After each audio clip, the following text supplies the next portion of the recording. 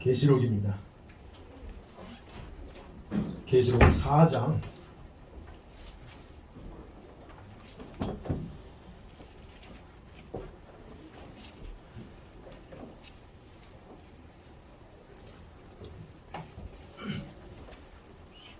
계시록 4장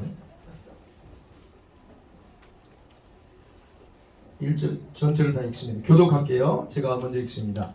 이후에 내가 보니 하늘에 열린 문이 있는데 내가 들은 바 처음에 내게 말하던 나팔 소리 같은 그 음성이 이르되 이리로 올라오라. 이후에 마땅히 일어날 일을 내가 내게 보이리라 하시더라.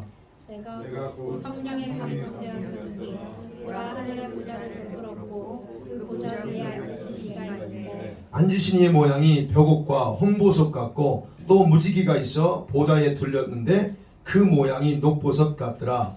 또 보좌에 둘려 24장자들이 있고 그 보좌들 위에 24장자들이 흰옷을 입고 머리에 빙관을 들고 앉았더라. 보좌로부터 번개와 음성과 우레소리가 나고 보좌 앞에 켠 등불 7이 있으니 이는 하나님의 7영이라. 보좌 앞에 수정과 같은 등이 올라가 있고 보좌 가운데와 보좌 주위에 4 생물이 있는데 앞뒤에 눈들이 가득하더라. 그 첫째 생물은 사자 같고 그 둘째 생물은 송아지 같고 그 셋째 생물은 얼굴이 사람 같고 그 넷째 생물은 날아가는 독수리 같은데 4 생물은 각각 6날개를 가지고 그 앞과 뒤에는 눈들이 가득하더라. 그들이 밤낮 쉬지 않고 이르기를 거룩하다 거룩하다 거룩하다 주 하나님 곧 전능하시며 전에도 계셨고 이제도 계시고 장차 오시리라 하고 그 생물들이 보좌에 앉으사 세세토록 살아계시는 이에게 영광과 존귀와 감사를 돌릴 때에 24 장로들이 보좌에 앉으신 이한테 엎드려 세세토록 살아계시는 이에게 경배하고 자기의 발을 보좌 앞에 들며 이르되 같이 읽습니다. 우리 주 하나님이여 영광과 존귀와 권능을 받으시는 것이 합당하오니 주께서 만물을 지으신지라 만물이 주의 뜻대로 있었고 또 지으심을 받았나이다 하더라. 아멘. 자, 오늘 계시록 8강입니다. 장차 일어날 일들에 대한 이 계시의 출처가 어딘가에 대해서 말씀을 나누려고 합니다.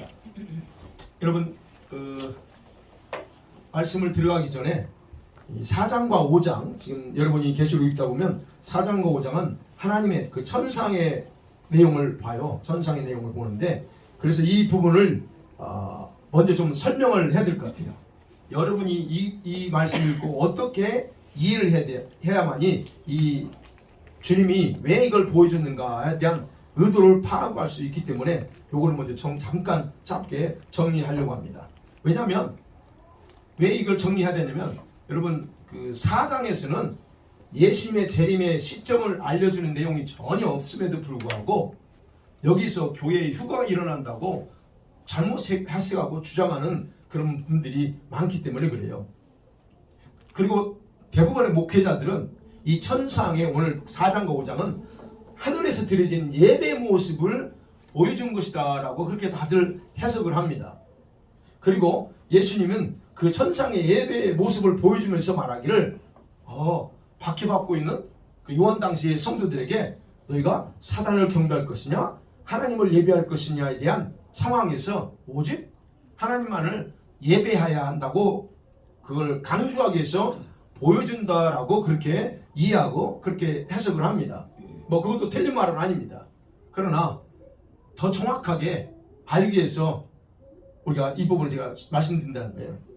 예수님이 사도 요한을 불러서 환상을 보여주는 분명한 목적에 대해서 우리에게 분명히 밝히셨다는 거예요. 예배가 아니라는 거예요. 예배 모습을 보여주려고 한 게 아니고 뭐예요? 이후에 마땅히 일어날 일들이 무엇인가 내가 보여줄게 라고 그 목적을 가지고 요한을 지금 4장 5장의 환상을 보여준다는 거예요. 즉 이 계시가 어디에서부터 나왔느냐 하는 겁니다. 누구로부터 이 계시가 나왔는가에 대해서 정확하게 예수님이 가르쳐주기 위해서 지금 천상의 모습을 보여준 거지 다른 어떤 뭐 여기서 예수님이 재림이 나오고 이런 내용이 아니라는 거예요. 정확하게. 그러니까 예수님 자신이 계시 출처가 아닙니다. 예수님 자신도 아니고 바로 거룩하신 하나님의 보좌에서 이 계시가 나왔다라는 것을 보여주는 거예요. 4장 5장은. 왜요? 5장 1절에서 그랬잖아요. 내가 보매 보좌의 앉으신 이의 오른손에 두루마리가 있으니 안팎으로 썩고 7인으로 실됐더라 라고 합니다. 그러니까 뭡니까? 목적이 분명하다는 거예요. 4장 5장을 보여준 거예요. 마땅히 되어질 일들 그래요. 이후에 마땅히 일어날 일들 내가 보여줄게 라는 거예요. 즉 이것이 뭐냐는 것을 바로 7인으로 봉한 두루마리를 오픈하면서부터 이 환상이 계시가 열린다는 것을 보여준다는 거예요. 그래서 목적은 그거다라고 정리를 하고 여러분 이해를 하고 가면 됩니다. 자, 그래서 오늘 4장은 그렇습니다. 4장은 7교회에 편지를 먼저 보냈죠. 3장까지죠. 보내고 난 이후에 예수님께서 이제 새로운 환상을 보여주는 겁니다. 4장을 요약하면 그겁니다. 하나님의 모양. 여러분 하나님 어떻게 생겼었어요? 잘 모릅니다. 하나님 모양과 하나님의 보좌 또는 하나님의 위치와 하나님 계신 그 주변을 보여줌을 통해서 인간으로서는 절대로 볼 수 없었던 하나님을 간접적으로 이해할 수 있게 해줘요.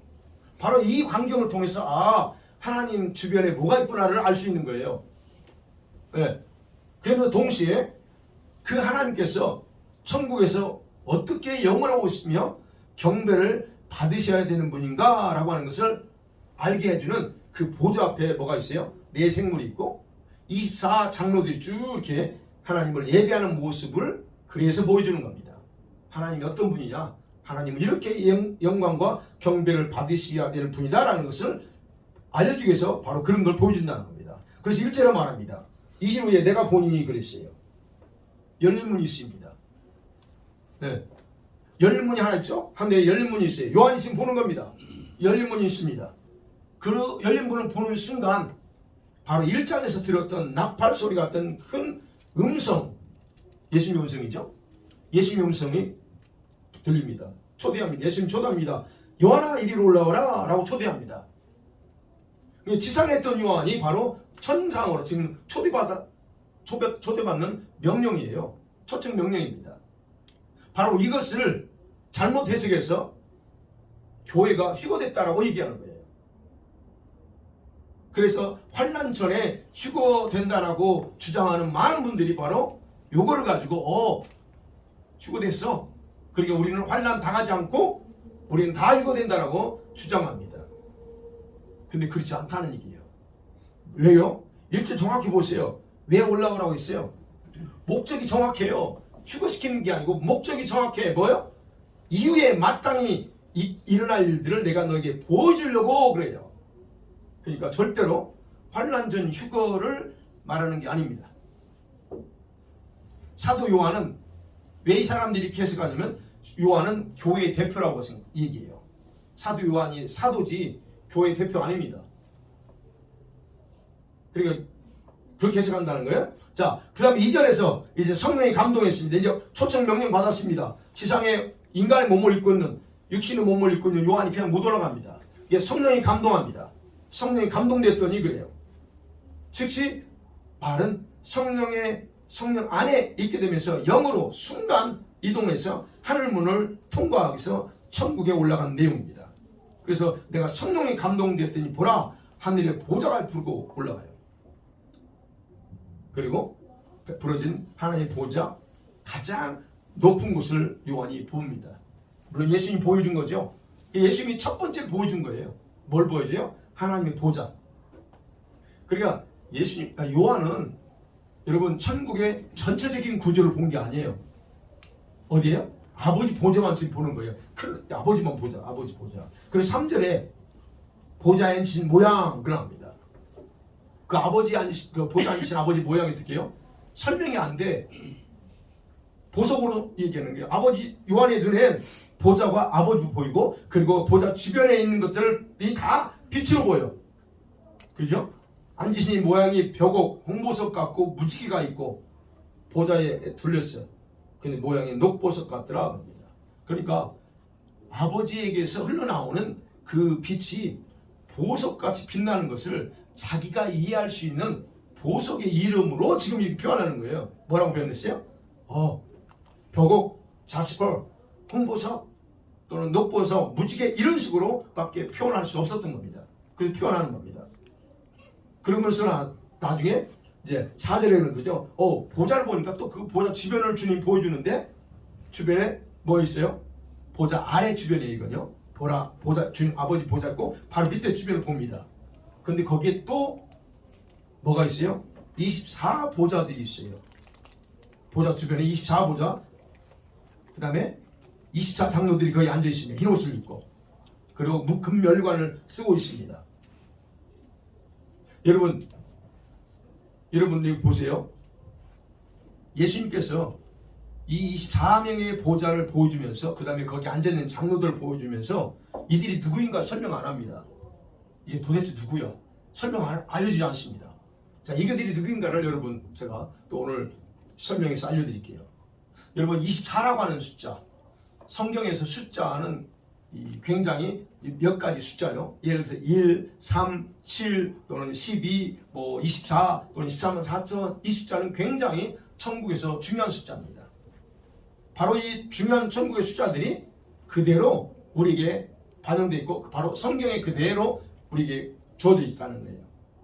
그래서 이 1, 3, 7, 12 이거는 이 숫자가 큰 것들은 배수를 더하면 그 의미가 정확하게 드러나기도 합니다. 자, 24라고 하는 숫자가 처음 나타난 곳이 어딜까요? 성경에. 여러분, 모세가 이스라엘 백성을 출애굽해서 시내산 데려갑니다. 거기서 모세에게 하나님께서 성막을 지으라 그럽니다. 성막을 세우면서 제사장도 세웁니다. 그리고 레위인들이죠. 레위인들이 그 성막에서 봉사하도록 이렇게 모든 그 각자 역할, 배당을 직무해줘요. 그게 출애굽기 40장에 나옵니다. 그러면서 너희들은 이것만 감당하라 라고 얘기해요. 그렇게 이제 해서 하나님이 모세에게 명령합니다. 그런데 그것을 이제 역대상 24장에 왕시대에 보면 24장 19절에 보면 그래요. 그 성막에서 24명의 제사장들이 이와 같이 출애굽기 4장에서 모세를 통해서 주었던 그 직무를 따라서 하나님의 성전에 들어가서 아버지 아론을 도왔으니 그렇게 되어 있어요. 아론. 그리고 이거 뭐냐? 이스라엘의 하나님 여호와께서 명하신 규례대로 했더라 그 얘기예요. 그러니까 출애굽기에서 했던 모세를 통해 했던 그대로 이스라엘 백성들이 24명의 제사장이 성전 들어가서 이렇게 섬깁니다. 거기서 처음으로 24라고 하는 숫자가 등장합니다. 그리고 바로 여기에 지금 계시록 오늘 4장에서 천국에 속한 24 장로들이 등장해요. 그러면 이 24 장로들은 어떤 자들인가 하는 겁니다. 여러분, 일반적으로 우리 주석책이나 일반적으로 학자들이 해석은 너무 쉽습니다. 뭐냐면 구원받은 신약과 구약시대 모든 성도들을 대표하는 숫자다라고 말합니다. 구약에 12지파 있죠. 그 다음에 신약에 12사도들. 그래서 12 곱하기 12는 더하기면 24. 그래서 이건 구약 성도와 신약 성도를 통칭하는 대표 숫자다라고 얘기합니다.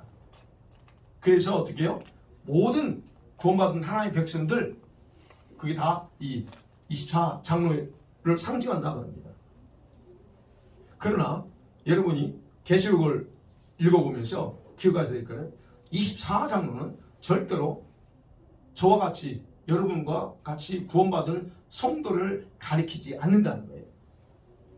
왜요? 지금 요한이 어디 있어요? 요한이 지금 땅에 살아 있어요. 요한이 지금 살아서 지금 환상을 보고 있습니다. 그러면 12 제자들이면 요한 죽었어야 돼. 아직 안 죽었어요. 지금 땅에서 지금 환상을 보고 있어요. 지금 이제 연기 올라갔지만 지금은. 그러니까 그렇게 해석하는 것은 올바르지 않다는 거예요. 그리고 이 24 장로가 구원받은 하나님의 백성들을 대표한다고 보기 어렵다는 겁니다. 예. 왜요? 잘 생각하셔야 돼요.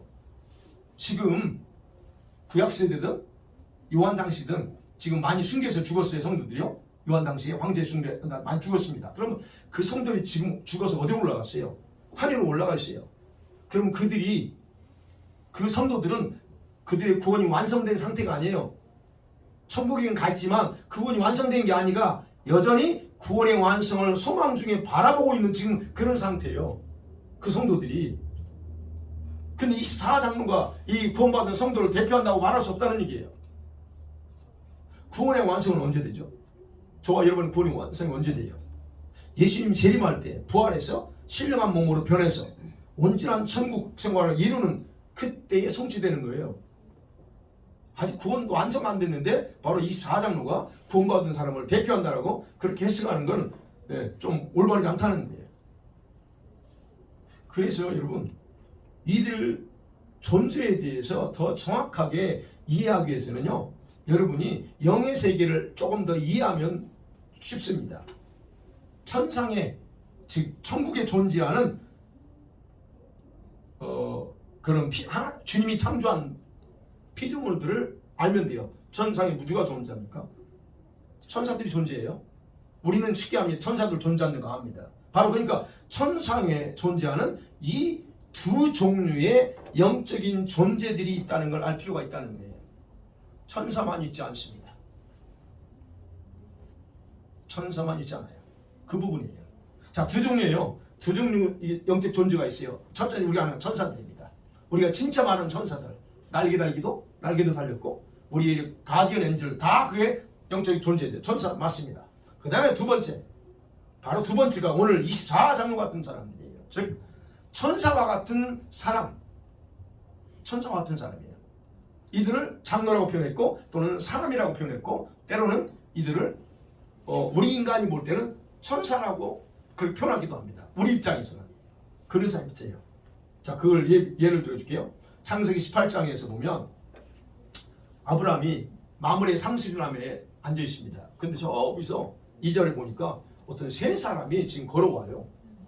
걸어오니까 아브라함이 뭘로 본 거예요? 세 사람이 걸어오는 거예요. 똑같은 사람이 와요. 그래서 어떻게 자기 집에 초대해서 음식 대접합니다. 근데 그 세 사람이 누구였어요? 거기서 사람이라고 그래요. 사람. 그 다음에 이제 그들이 이제 식사 먹고 이제 갑니다. 어디로 가요? 19장에 보면 소돔과 고모라로 갑니다. 근데 거기서는 천사라고 해요. 두 천사가 분명히 세 명이 왔는데 두 천사가 가요. 그리고 10절에서 또 뭐라고 그러냐면 그 사람이라고 해요. 즉 롯이, 아브라함 조카 롯이 저 광장에 앉아있던데 두 사람이 오는 거예요.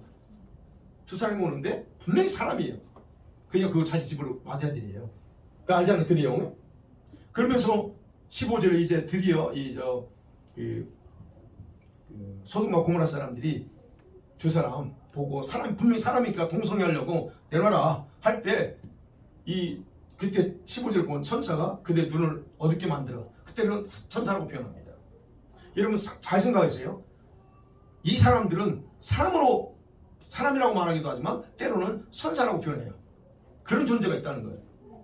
그 다음에 에스겔서, 여러분이 좀 더 구체적으로 알 수 있는 에스겔서 9장에 보면 여러분 거기에 보면 그게 나옵니다. 9장 2절, 3절, 11절 한번 보세요. 에스겔서. 이건 여러분이 보시는 게 나아요.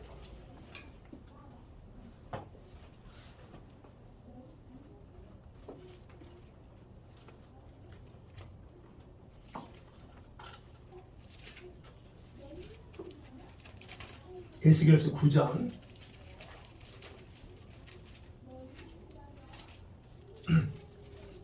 9장 2절에 보니까 찾으셨나요? 같이 읽어봐요. 자제분들 시작. 내가 보니 6사람이 북향한 윗문 길로부터 오는데 그 사람의 손에 각 사람 죽이는 무기를 잡았고 그 중에 한 사람 하늘에 옷을 입고 허리에 서기관의 먹그릇을 찼더라. 그들이 들어와 제단 곁에 서더라. 3절에 보면 서기관 먹그릇을 찬 사람 나옵니다. 11절에도 나옵니다. 보라 가는배 옷을 입고 쭉 나옵니다. 여기 보면 6사람이 나와요. 이 6사람이 어떤 일을 해요? 예루살렘에서 하나님을 두려워하며 떠는 자들한테 이마에 인을 치래요. 인을 칩니다. 천사라고 말하지 않아요? 사람이요. 근데 일을 칩니다. 그들이 돌아다니면서. 10장에도 보세요. 동일하게 10장 2절과 3절에도 말합니다. 거기에 그러죠. 하나님이 10장 2절 보세요. 시작. 하나님이 그 가는 베옷을 입은 사람에게 말하지만 이르시되 너는 구름 밑에 있는 바퀴 사이로 들어가 그 속에서 숯불을 두 손에 가득히 옮겨 가지고 성읍 위에 흩으라 하시매 내가 내 때에 들어가니라. 예, 거기 3절만. 거기도 분명히 말합니다. 하나님이 명령합니다. 천사에게 명령하지 않습니다. 사람에게 명령합니다. 근데 그 사람이 어디에 있어요 지금? 천상에 있어요. 근데 그 봐요. 자, 너는 구름 밑에 있는 바퀴, 지금 하나님 보좌 밑에 있는 거기 들어가라는 거예요. 그러니까 성경에 정확하게 우리가 이해하셔야 돼요. 그 다음에 요한복음 20장에도 보면 예수님이 부활하셨죠. 거기 보면 이제 어떤 데는 천사라고 표현되어 있어요. 근데 요한복음 20장 12절을 보면 흰 옷 입은 두 천사로 표현되어 있습니다. 그런데 누가복음 16장 5절을 보면 흰 옷 입은 청년이라고 표현되어 있어요. 사도행전 1장 10절에 우리 주님이 승천하셨을 때 거기에 예수님이 승천할 때 두 사람이 나와요. 흰 옷 입은 두 사람. 그 다음에 오늘 계시록 오늘 본문에 나오는 바로 이 24장로 또는 7장에도 나오는 그런 장로 중 한 사람, 이 사람이라는 거예요. 우리가 그 부분에 대해서 정확하게 이해할 필요가 있다는 얘기예요.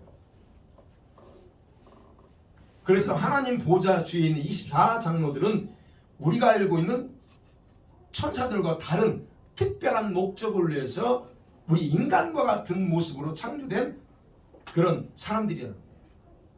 이 땅의 사람이 아니에요. 우리 같은 사람이 아니에요. 천상에 존재하는 사람들이고 때로는 이들을 천사라 불리기도 하고 그러나 사람으로 자주 등장합니다. 그러니까 이들은 천사와는 약간 다르게 창조됐다는 얘기예요. 우리가 생각해야 될 건 달라요. 천사들과. 이들은 음식도 먹습니다. 그래서 아브라함한테 했을 때 음식 먹잖아요. 예수님도 부활했을 때 음식 먹어요. 그런 존재예요. 그러나 여러분 아시는 것처럼 천사는 어떤 존재예요? 성경에서 천사에 대해 정확하게 말해요. 히브리서 1장 14절에 천사는 어떤 존재죠? 천사는 섬기는 영으로서 그래요. 누구를 섬겨요? 구원받은 저와 여러분 구원을 상속받은 하나님의 사람들을 섬기라고 보낸 자들, 그게 진짜 우리가 알고 있는 엔젤입니다. 가디언 엔젤. 이게 다 천사예요. 성경은 그걸 천사, 영의 영적인 존재. 그러니까 여러분 이렇게 이 영으로 섬기는 천사, 우리를 섬기라고 창조된 천사들은 한 번도 사람이라고 또는 하나님의 아들이라는 호칭을 사용한 적이 없어요. 천사라고 하지. 물론 이제 가브리엘도 사람에게 말을 하고 사람에게 보이지만 그는 사람이라고 말하지 않아요. 그는 천사예요. 천사라고 불렀어요. 네. 그러니까 이처럼 24장로처럼 천사와 같은 이 사람들은 인간에게 나타날 때는 하나님의 대행자로 나타나요. 그리고 하나님과 같은 존재로 자신을 계시할 수 있어요. 그러니까 아까 말씀드린 일을 치는 거 하는 거예요. 하나님 보좌에 직접 그 그룹 밑에 들어가가지고 하나님들 다 해요. 그래서 이들은 지금 지상에서 지상자들이 직무를 감당하는 것처럼 바로 천상에서 직무를 수행하고 있다는 겁니다. 여러분 히브리서 보세요.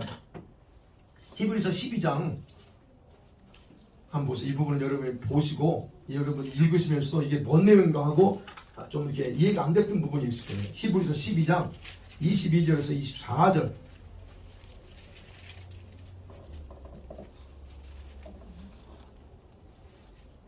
같이 읽을까요? 시작. 그러나 너희가 이른 곳은 시온산과 살아계신 하나님의 도성인 하늘의 예루살렘과 천사와 하늘에 기록된 장자들의 모임과 교회와 만민의 심판자이신 하나님과 및 온전하게 된 의인들의 영과 새 언약의 중보자이신 예수와 및 아벨의 피보다 더 나은 것을 바라는 뿌림핀이라. 여러분 보세요. 이 내용이 무슨 내용 같아요? 읽을 때 이해가 되세요? 이게? 헷갈립니다.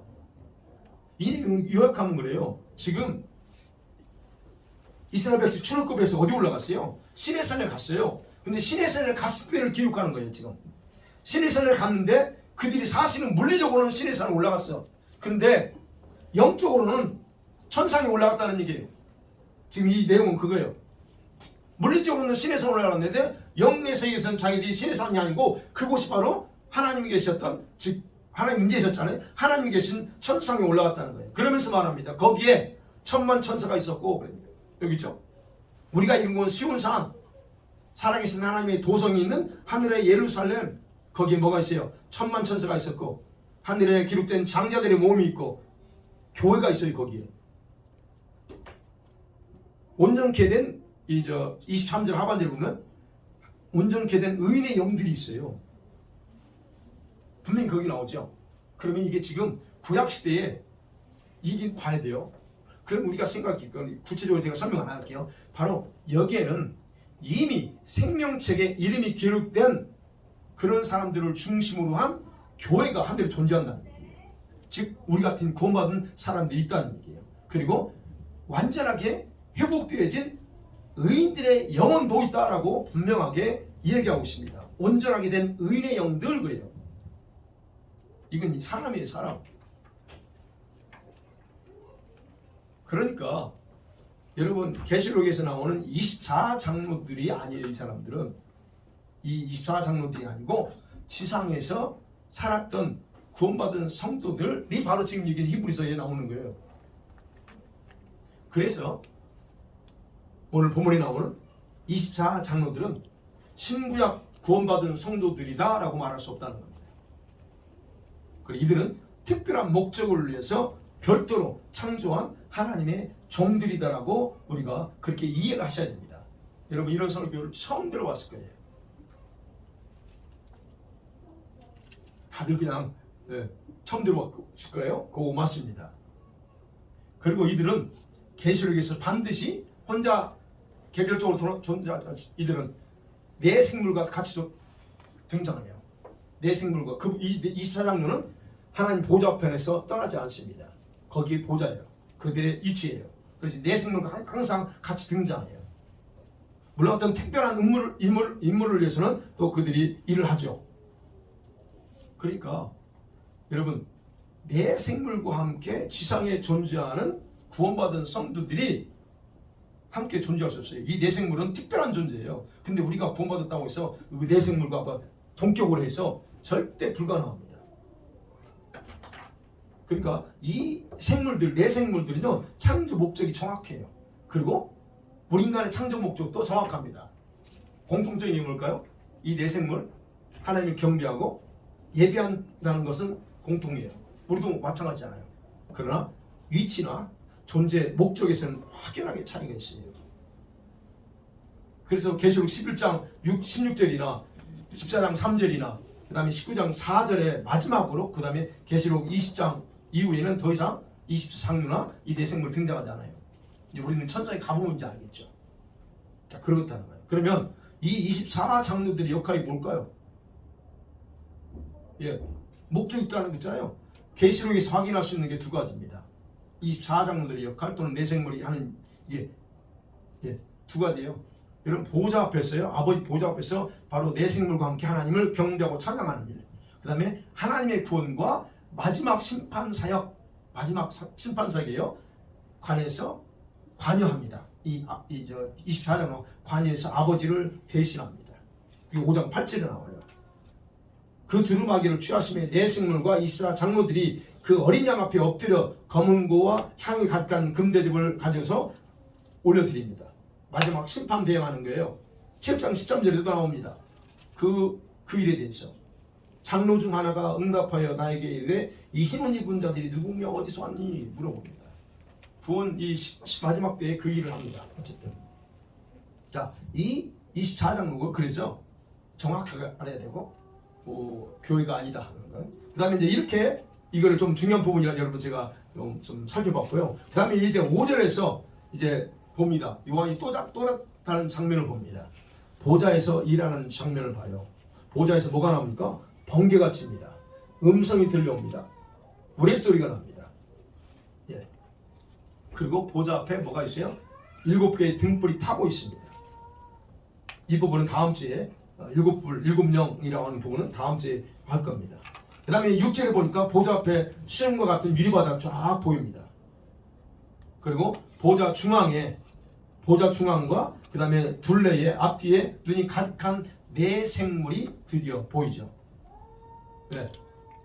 자, 바로 여기에서 예수님께서 요한에게 아버지의 모습이 아닌 그 보좌에 있는 그 중앙과 그 둘레 주변에 있는 존재들을 클로즈업해서 더 상세하게 지금 보여주는 거예요. 그래서 이 네 생물의 역할이 무엇인가를 알게 하기 위해서 상세하게 보여주는 겁니다. 그리고 요한은 그걸 기록해요. 여러분, 이 네 생물에 대한 부분은 제가 안 볼게요. 여러분 시간 되면 나중에 에스겔서 1장하고 그 다음에 에스겔서 아까 봤잖아요. 10장 그 상세히 기록되어 있습니다. 거기 보면 이 천사들이 네 생물은 그룹 천사입니다. 체루빔입니다. 체루빔. 세라핌 천사가 있고 이 체루빔이 있는데 이 그룹 천사 이들이 기록되어 있습니다. 여러분 에스겔서 1장하고 10장을 한번 보시면 그 내용을 좀 이해할 수 있을 겁니다. 자, 그러면서 7절 8절에 보면 그 네 생물의 모양을 지금 요한에게 클로즈업 해줘서 보면서 요한은 기록합니다. 첫째 생물이 바로 사자 같고, 둘째는 송아지, 셋째는 사람 같고, 넷째는 날아가는 독수리 같다고 말합니다. 사자는 이거예요. 이 사자는 짐승의 왕입니다. 짐승을 대표하는 거고요. 그 다음에 뭐죠? 송아지는 뭡니까? 가축. 예, 인간과 친밀한 가축 또는 재물의 대표예요. 여기서 재물을 바치게 하죠. 그 다음에 뭡니까? 사람은 주님의 피조물의 꼭봉이라고 할 수 있는 이 인간의 그 피조물의 왕을 상징합니다. 그 다음에 네 번째 뭐예요? 하늘을 나는 하늘의 왕이죠. 독수리. 이 네 생물의 모습을 하고 있습니다. 근데 그들이 계속 하나님을 찬양하거든요. 이 네 생물의 역할이 뭐냐는 것을 보면 알 수 있어요. 역할이 뭘까요? 하늘과 땅의 모든 피조물을 대표합니다. 이 네 생물이. 그래서 창조주하신 하나님을 경배하고 영화롭게 하는 것, 그게 바로 지금 그들의 하는 일이에요. 그러니까 결국 뭐냐면 이 생물의 창조 목적은 밤낮 쉬지 않고 우리를 대표해서 하나님이 창조한 모든 피조물을 대표해서 하나님의 거룩함과 영원함을 선포하면서 계속 찬양하는 거예요. 그게 8절이 그거. 그래서 네 생물은 각각 6날개를 가졌어요. 체루빔이에요. 6날개 가진 천사. 그 안에서 눈이 가득해. 그래서 말은 거룩하다, 거룩하다, 거룩하다. 밤낮 쉬지 않고 그럽니다. 바로 그들이 그렇게 찬양해요. 누굴 대표해서? 우리 인간도 대표해서. 네. 그래서 그 일을 하는 거예요. 천사가, 네 생물이. 바로 여기에 이제 또 나오며 거기에 뭐가 써 있어요? 어린 양이신 예수님이 서 계십니다. 바로 거기에. 그게 그 다음에 아버지는 보좌 위에 있고 어린 양은 보좌 가운데 있어요. 그 보좌 그 중앙에 보좌 위에 있다는 게 아니에요. 보좌 중앙 가운데 계세요. 그러니까 그런 모습을 보면 여러분 5장에 보면 5장 6절에 보면 그래요. 보좌와 네 생물과 장로들 사이에 한 어린 양이 있어요. 그러니까 그 의미예요. 자, 그렇기 때문에 이들의 역할에서 하나님께서 바로 세상을 창조하신 목적이 정확하게 무엇인가를 우리가 확인할 수 있어요. 왜 하나님이 이 땅을 창조했지? 주님이 우리 인간이 타락할 줄 알고 창조했어요. 여러분 정확하게 이해하셔야 돼요. 왜 타락할 줄 알고 창조했죠? 그럼 그분의 주권입니다. 그분의 계획 때문이에요. 불신자들처럼 왜 하나님이 타락할 줄 알면서 왜 안 막았어? 뭐 이런 식으로 불신자들이 그 항의하거든요. 근데 타락할 줄도 알고 창조했어요. 여러분 왜요? 하나님이 우리를 통해서 어떻게든 찬양과 경배를 받고 싶어서 창조하셨다는 거예요. 그래서 우리 인간은 오직 그 창조주이신 하나님만을 섬기고 경배하는 것이 당연하다는 것을 이 네 생물의 모습을 통해서 우리에게 알게 해주는 거예요. 그래서 9절에 바로 그 네 생물의 모습과 역할을 묘사하면서 바로 그 네 생물들이 어떻게 해요? 하나님을 경배했을 때에 주변에 있던 그죠? 주변에 있던 24 장로가 보호자를 향해서 어떻게 합니까? 경배합니다. 내 생물을 찬양하니까 그 보좌에 있던 24 장로들 보좌 앞에서 왕관을 벗어 던지면서 그들도 역시 찬양합니다. 그러니까 결국 바로 이 내 생물과 24 장로들, 이들은 왜 하나님께서 영광과 경배를 받으셔야 되는가에 대해서 타당성을 선포하는 거예요. 왜 그래요? 이 땅의 모든 만물을 그분이 창조했어요. 그리고 그의 뜻에 따라서 모든 게 존재해. 그러니까 우리는 당연히 그분을 찬양해야 된다라고 얘기하는 겁니다. 그러니까 여러분, 그죠? 만물이 하나님이 그런 목적으로 창조했다면 우리는 당연히 그분께 찬양과 감사와 경배와 영광을 올려드리는 게 당연한 거 아니에요? 그거예요. 바로 그 장로들이 당연한 것을 선포하면서 자기에게 주어진 멸관을 드리는 거예요. 그래서 11절이 그 내용입니다. 11절 마지막 한번 읽어볼까요? 시작. 우리 주 하나님이여, 영광과 존귀와 권능을 받으시는 것이 합당하오니 주께서 만물을 지으심이라 만물이 주의 뜻대로 있었고 그 지으심을 받았나이다. 바로 장로들이 이렇게 선포하는 거예요. 드리면서 당연합니다 라고 이렇게 하는 거예요. 자, 예수님께서 바로 이후에 마땅히 일어날 일들에 대해서 그 출처를 보여주기 위해서 지금 먼저 하나님 보좌와 그 주변과 그리고 그분의 영광스러운 것들을 보여줬다. 왜 보여줬냐? 이유가 있다는 거예요. 그 온통 거룩함으로 가득 찼고 위엄이 있고 존귀와 그런 영광스러움으로 가득한 그분 크고 위대하신 분이기에 모든 비주물은 그래서 경배하고 찬양을 돌려야 된다라고 결국은 그 부분으로 끝내요. 그러니까 결국 여러분 4장은 이렇게 끝나지만 오직 찬양과 경배는 오직 보좌에 계신 아버지께만 올려드립니다. 예수님께 안 올려요. 예수님께 하나입니다. 아버지 하나님께만 찬양과 경배를 드려요. 그게 특징이에요. 아니 예수님도 옆에 계시지 않거든요. 근데 예수님 얘기 안 합니다. 아버지만 찬양해요. 그게 바로 우리가 사장의 특징이에요. 자, 결론적으로 우리가 생각해 본다. 이 사장에서 중요하게 생각하고 싶은 게 있어요. 우리가 이 말씀 보면서 두 가지. 하나는요, 여러분과 제가 아무리 하나님께서 세상을 심판하셔도 그분은 찬양과 경배를 받으시기에 합당한 분이다라고 우리는 정확하게 인정해야 된다는 겁니다. 주님이 여러분을 징계하고 책망해도 그분은 당연한 주권이라고 하는 거예요. 설령 우리에게 가지고 있는 걸 다 주님이 그럴 일 없지만 다 뺏어간다 할지라도 우리는 그분 앞에 원망 불평할 게 아니고 그분을 경배하고 찬양해야 될 의무가 있다는 거예요. 그게 바로 우리가 기억해야 된다는 겁니다. 왜요? 주님이 피조물로 하여금 하나님의 가치를 어떻게 평가하게 하고 있는가, 이게 지금 사정에서 알려주는 거거든요. 어떻게 평가해야 돼? 하나님을 어떻게 평가해야 그분께 합당할까요? 그러니까 결국 그거예요. 저와 여러분이 하나님을 어떻게 평가하고 생각하고 있느냐에 따라서 하나님을 예배하고 경배하면서 그대로 반영돼서 여러분의 실제 생활에 나타납니다. 무슨 말씀이 이해가 되세요? 여러분이 하나님을 예배하고 경배하는 것을 소홀히 한다면 그것은 뭐에 대한 생각이에요? 여러분 하나님을 그런 존재로 생각하고 있다는 거예요.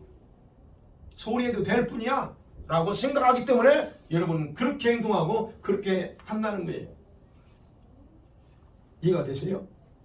반대로 장로들처럼 하나님을 정말 존귀와 영광을 받으시기에 합당한 분이다라고 평가가 된다면 여러분과 제 생활 속에서 예배, 경배의 태도, 마음가짐부터가 완전히 달라져야 된다는 거예요. 그게 바로 우리가 여기서 기억해야 될 겁니다. 하나님을 경배하고 예배함에 있어서 그래서 우리 마음, 태도 이런 거 다 보셔야 돼요. 내가 하나님을 잘못 생각하고 있구나. 내가 하나님을 내 멋대로 생각하고 있다. 그러면 여러분 그대로 나타나요. 생활 속에서. 왜 하나님 앞에 예배를 그렇게 소홀히 하죠? 그 이유가 그거예요. 하나님에 대해서 그렇게 생각하고 있다는 거예요. 하나님을 가볍게 여기고 있다는 거예요. 그래서 여러분과 제가 마음에서 하나님을 가볍게 여기는 걸 멈춰야 됩니다. 제발. 그리고 오히려 두려워하며 그렇게 하나님을 경배해야 됩니다. 이게 우리가 첫 번째로 생각해야 될 거고, 두 번째는 그겁니다. 저와 여러분의 존재 목적에 따라서 각각 자기 위치에서 역할을 완성해야 된다는 겁니다. 저와 여러분의 역할이 뭐냐? 내 생물과 이 장르들은 하나님이 원하는 목적대로 그대로 창조됐어요. 목적이 있었기 때문에 그렇게 창조돼서 일어납니다. 그리고 그 자리에서 자기 역할을 다 하고 있어요. 지금 찬양하고 경배합니다. 생물들은 아버지께서 가고자 하는 대로 가요. 이게 이제 에스겔서 1장이나 10장에 보면 아버지가 이쪽으로 하려면 그 생물 그냥 자동 가요. 그럼 하나님과 동행하는 역할을 충분히 감당합니다. 장로들도 역시 마찬가지예요. 장로들이 뭐예요? 예배하는 거예요. 예배하고 구원사역을 위해서 자기들에게 맡겨진 일을 항상 완수하고 있어요. 그렇다고 하면 저와 여러분에게도 분명히 하나님이 이 땅에 우리를 보내시고 하나님의 자녀로서 선택해서 구원받게 하고 또 그것도 마지막이 끝이 전에 살게 하신 데 분명한 목적이 있다는 겁니다. 그럼 그게 뭘까? 그걸 우리는 완성해야 된다는 거예요.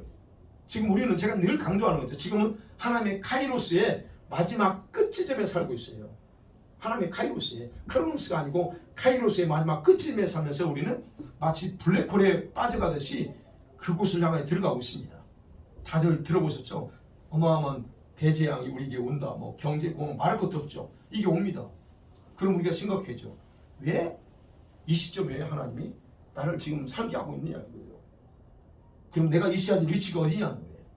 이거는 우리가 정확하게 여러분이 파악하고 그 일에 충실해야 된다는 거예요. 그래서 여러분, 저는 늘 강조합니다. 주님께서 지금 이 시점에서 우리 교회와 여러분들이 원하는 것은 다른 게 아니에요. 여러분이 배반하거나 타협하지 않도록 자기 믿음을 준비하는 거예요. 그게 가장 일반적으로 우리 하나님 백성들에게 아버지가 원하는 거예요.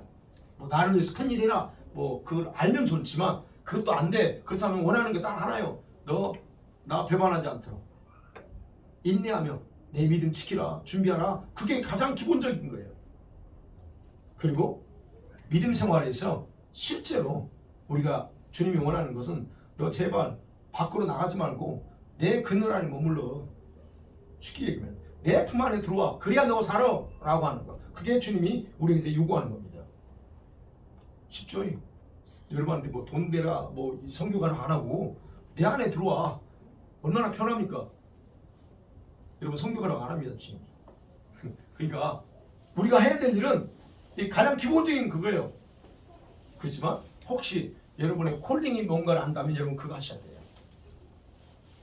마음에 성경하고 싶고 마음에 뭐 가서 내가 어느 분야에서 내가 작정하면서 뭐 하고 싶, 그러면 그런 거 하세요. 하나님이 콜링 그렇다면. 그러나 기본적으로 만약에 우리 각자에게 주님이 원하는 게 동일하다면 그렇습니다. 만약에 그렇게 하려면 어떻게 돼요? 여러분의 신앙생활은 근본적으로 변화가 있어야 됩니다. 제가 늘 강조합니다. 이 지금의 믿음 가지고 여러분 거기 갈 생각하지 마세요. 그 믿음 가지고 여러분 다 깨지고 박살납니다. 지금처럼 해왔던 믿음 생활 거기 빠져나오라는 거예요. 네. 여러분과 저의 그 변하지 않는 성격과 고집이 있죠. 저도 고집이 셉니다. 교회에서는 감춰요. 근데 집에서나 직장에서는 본 모습 드러내고 살죠. 그게 우리의 모습 아닙니까? 이 모든 것을 주님이 지금 보고 있지만 우리는 조금도 때로는 의식하지 않고 살아요. 주님의 생각과 다르게 살면서도 그런 생활에 만족하며 스스로 잘하고 있다라고, 이 정도면 그렇게 잘하고 있어. 나는 내 입장에서 최선을 다하고 있어라고 자꾸 자기 자신을 속이는 그런 모습이 우리한테 있다는 얘기예요. 물론 이유가 있죠. 근데 더 이상 우리는 이유를 내세우면서 그 자신의 행위를 합리화시켜서는 안 돼요. 이건 우리는 이 신앙에서 초월해야 됩니다. 떠나야 돼요. 결국 여러분과 저 자신에게 무책임한 행동이고 바로 그것이 영적인 내가 영적으로 속인구나 하는 걸 보여주는 거예요. 그러기에 여러분 원합니다. 요청합니다. 여러분 믿음 생활을 업그레이드 시키세요. 진짜 하셔야 됩니다. 그렇지 않으면 주님께서 정말 여러분을 사랑하신다면 여러분은 가만히 놔두진 않을 겁니다. 협박하는 게 아니고 여러분을 진동시켜. 왜? 주님이 사랑하니까. 여러분 이대로 나오면 안 되니까 주님이 진동시켜 스트랩 시켜서 흔들어버릴 수도 있습니다. 아니면 여러분이 안 움직이니까 움직이게끔 뭔가 또 할 수도 있다는 거예요. 그게 뭐 여러분 뭐 제한인데 이런 차원이 아니고 여러분이 꼼짝 안 하면 반드시 하나님이 진동시켜서 여러분을 이대로 놔둘 수 없기 때문에 그분이 원하는 대로 여러분을 이끌어 간다는 거예요. 그냥 그런 일을 하기 전에 여러분이 자발적으로 그냥 하세요. 그걸 얘기하는 겁니다. 그래서 여러분과 제 믿음을 정말 이 원하는 모습으로 다시 한번 이렇게 세워나가는 그런 은혜가 있기를 원합니다. 아멘. 예, 오늘 말씀은 이렇게 마칩니다.